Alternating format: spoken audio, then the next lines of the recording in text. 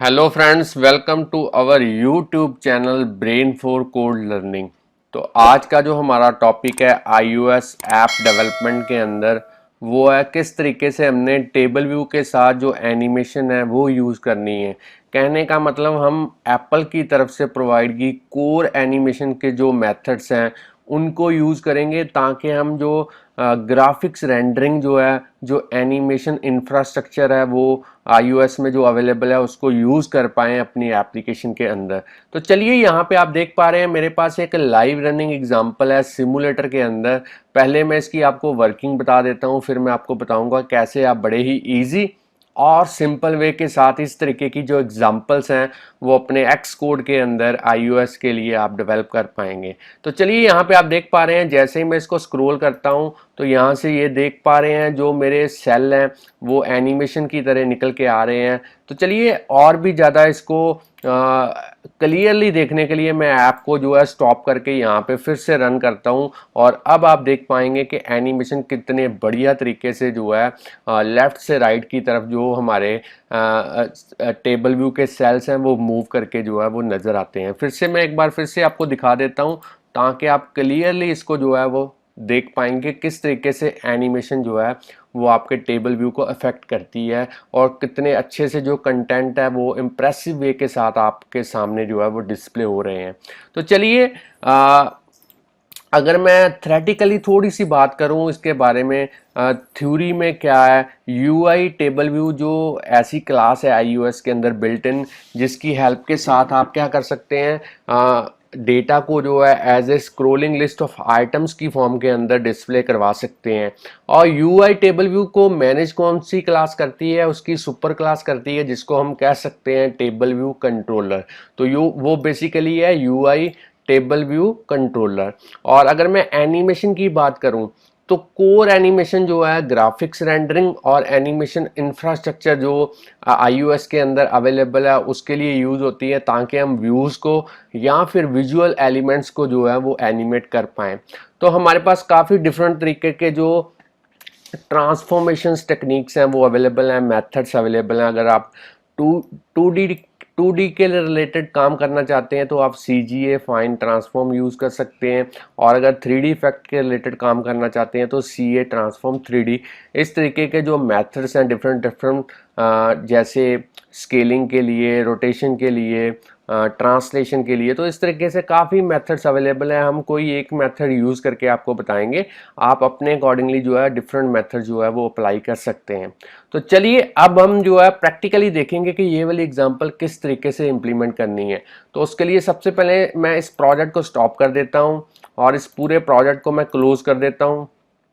तो friends, students, अगर आप चैनल के ऊपर वीडियो जो है ये वाली पहली बार देख रहे हैं तो चैनल को सब्सक्राइब जल्दी से कर लें, क्योंकि इस चैनल के ऊपर हम डेली प्रोग्रामिंग के रिलेटेड जो वीडियो ट्यूटोरियल्स हैं उनके सबसे बढ़िया जो मेथड्स हैं वो अपलोड करते रहते हैं, जिससे आपको प्रोग्रामिंग सीखने और समझने में काफ़ी हेल्प मिलेगी। और साथ में अगर आपको कहीं पे भी कोई दिक्कत, कोई प्रॉब्लम आती है तो आप अपनी प्रॉब्लम को हमारे साथ YouTube के कमेंट के थ्रू या फिर ईमेल के थ्रू हमारे साथ शेयर कर सकते हैं ताकि हम उसका जो सल्यूशन है वो आप तक जल्द से जल्द पहुंचा पाएँ।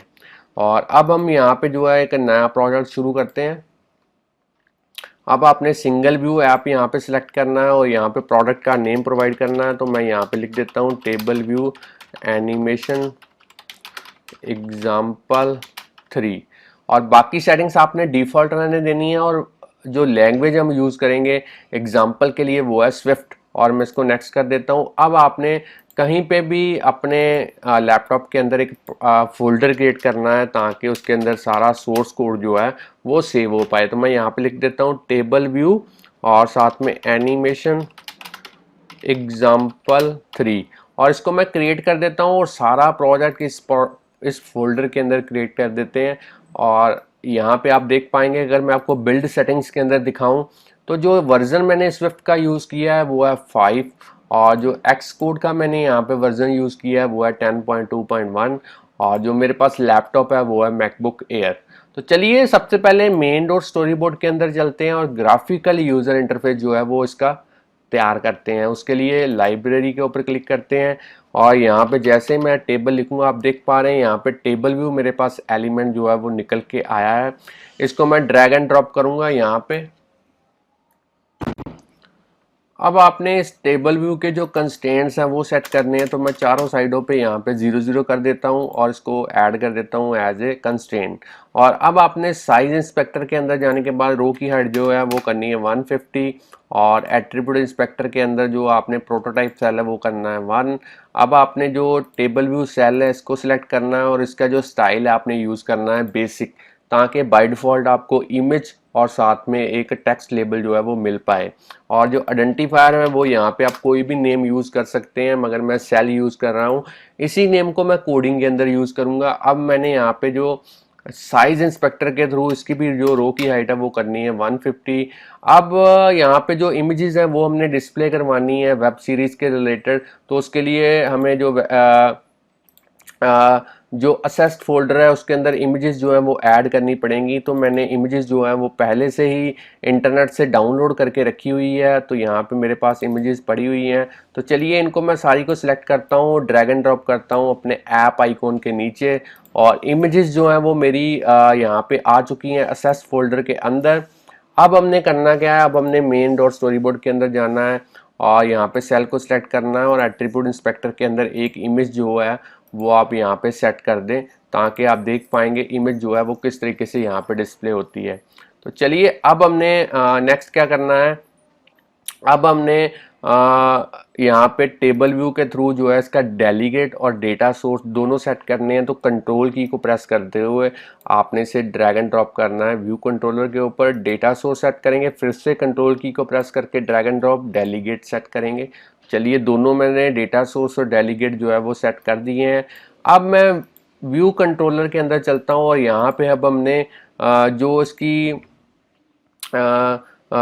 जो प्रोग्रामिंग है वो हमने स्विफ्ट के अंदर यहाँ पे करनी है इस व्यू कंट्रोलर क्लास के अंदर। तो सबसे पहले यहाँ पे हमने जो डेटा है वो टेबल व्यू के अंदर डिस्प्ले करवाना है। तो डेटा को डिस्प्ले करवाने के लिए हम जो डेटा यूज़ कर रहे हैं वो एज ए एरे यूज़ करेंगे।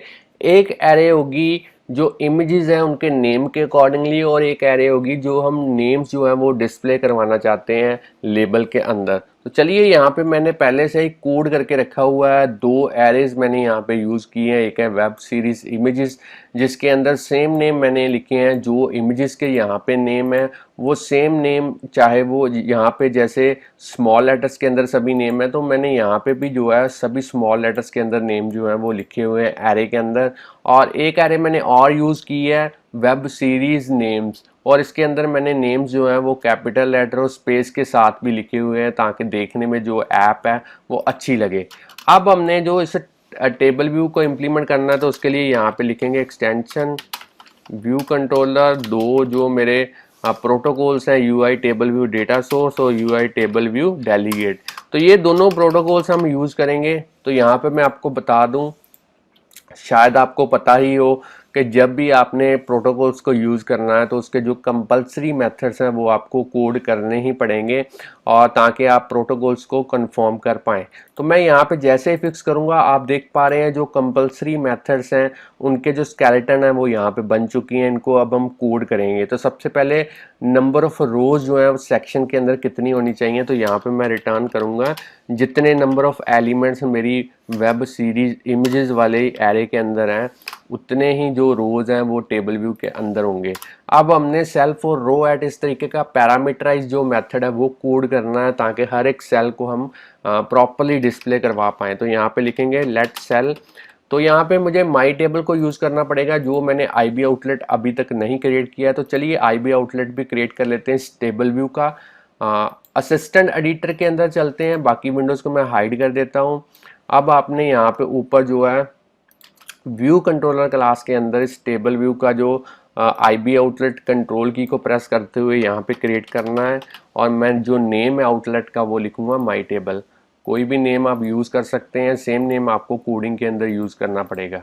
चलिए स्टैंडर्ड एडिटर के अंदर चलते हो, यहाँ पे मैं लिखता हूँ माई टेबल और उसका DQ रीयूजेबल सेल जो मेथड है वो यूज़ करेंगे।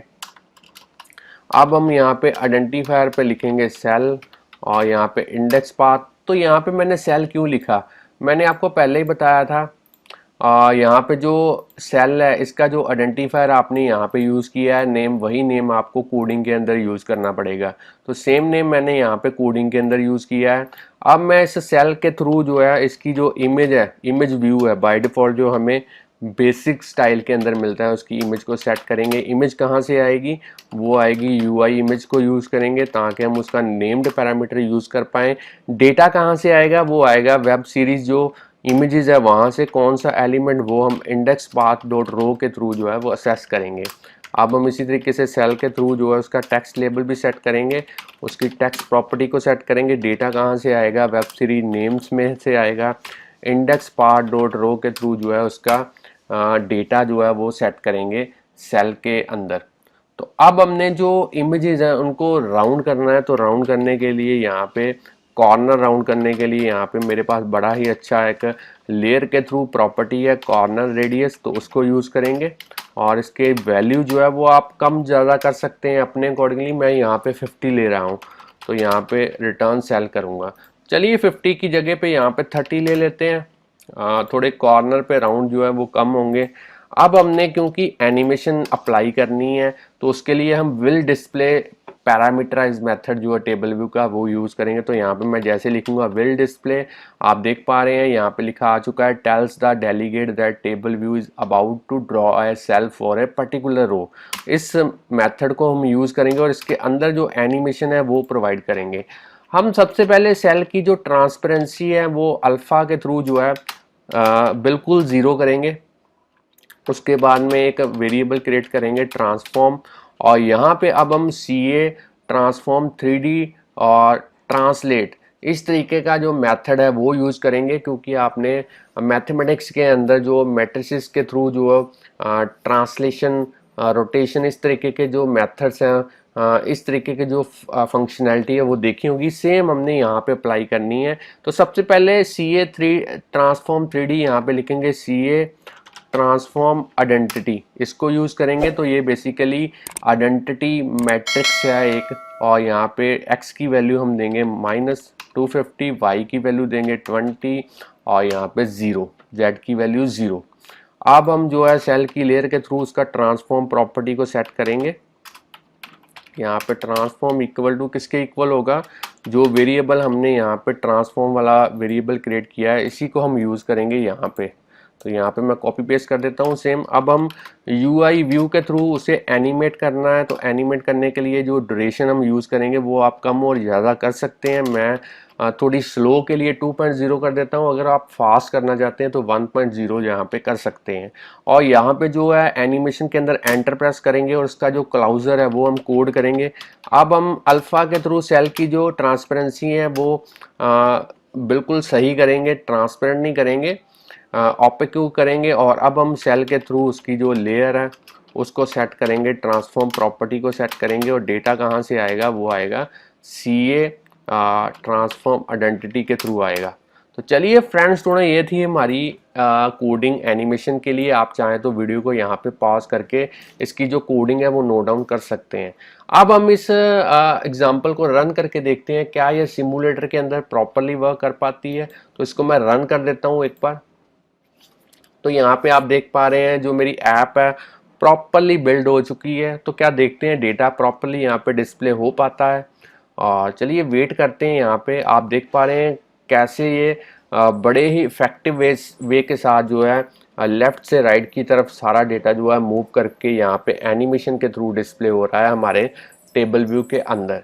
फ्रेंड्स स्टूडेंट्स, अगर आपको आज की एग्जांपल के बारे में नॉलेज मिल चुकी है कि किस तरीके से हमने टेबल व्यू के साथ एनिमेशन को यूज़ करना है, CA ट्रांसफॉर्म 3D ट्रांसलेट को यूज़ करना है, तो जल्दी से इस वीडियो को लाइक कीजिए। और अगर आप और भी वीडियोस हमारे चैनल के ऊपर इसी तरीके से देखना चाहते हैं तो चैनल को सब्सक्राइब करना मत भूलिए, बेल आइकन को प्रेस कीजिए ताकि हर एक वीडियो जो है वो आपके पास जल्द से जल्द पहुँच पाए। तो thanks friends for watching our videos. इसी तरीके से हमारे चैनल के साथ बने रहिए।